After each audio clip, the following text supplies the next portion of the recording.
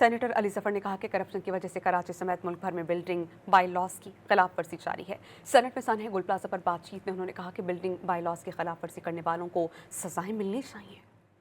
ना सिर्फ कराची शहर में बल्कि पूरे पाकिस्तान का ये मसला है कि बिल्डिंग बाई लॉज और जो कवानीन हैं वो सिर्फ कागज़ पे रह जाते हैं।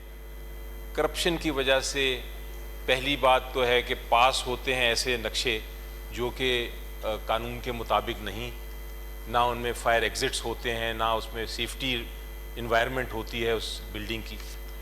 और दूसरा, जब वो बिल्डिंग बनती है तो जो सुपरविज़न है उस बिल्डिंग की वो भी बिल्कुल नहीं होती, वो भी करप्शन के नज़र हो जाती है। ये एक ऐसा इशू है बिल्डिंग बायलॉज की इम्प्लीमेंटेशन का, यानी उन पे अमल दरामद होने का, और उसके बाद जो नुकसान करता है उसको सरेआम सज़ा होने का।